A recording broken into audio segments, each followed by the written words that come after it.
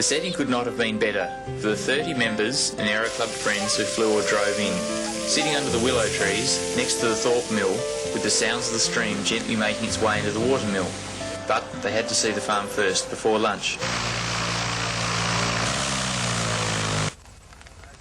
30 years ago this Easter was the first flight off that airstrip for gliding, and that's why it's been maintained to this present day. It's the gliding club founded by my dad and Graham Martin, and in its heyday I think it had about 3 tugs in it, about 3 planes, and a whole heap of gliders, and one's tied up outside, skydiving operations operating, and the strip's always been there. My grandfather was a Lancaster pilot in World War II, and he always believed in crop dusting, I guess.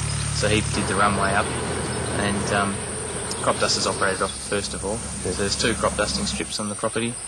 The second one's maintained by some gyrocopter pilots that fly there every other weekend. You've got about 600 usable metres all year round, which is on the eastern half of the runway where the hangar building is. Described as mixed farming enterprise, I guess is the easiest way to put it.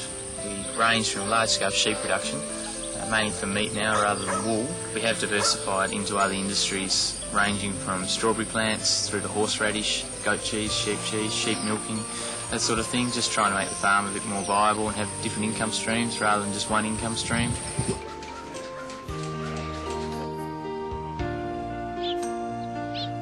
Miller's munches used to be a thing that happened back in the 70s with my grandmother's generation with the church. People would come in, have a tour of the mill, they'd start it up, buy some bags of flour and have a lunch out the front, and then they'll continue off around the district.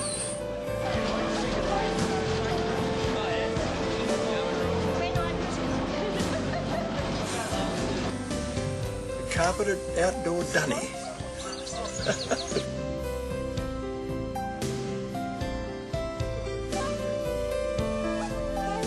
Historic focal piece of the property. It was built in 1823 by convict labour by a guy called Thomas Axford.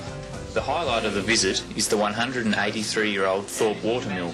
The mill was one of many on the Clyde River which ground grains for the surrounding towns. It was restored by my father and uncle in the early 1970s and has been a labour of love since. The miller's munch lunch ranged from bread made from flour ground with the original stones, trout caught near the mill and lamb from our meat production, along with a gourmet salad garnished with our Persian feta. My brother and I have both been at uni, and decisions of what we're going to do with our future. I think I would like to do a PhD, but then again there's a lot of stuff here I'd like to do, and you need to be young and full of beans to do it. There's a lot of hard work to happen. Basically all I want to do is run more animals rather than chase my tail cropping all the time. Cropping's pretty nerve-wracking. You really sweat on that. You get a bumper crop, but you've got to insure the damn thing. So you can whinge all you want, that's why farmers whinge. It's always something to get you.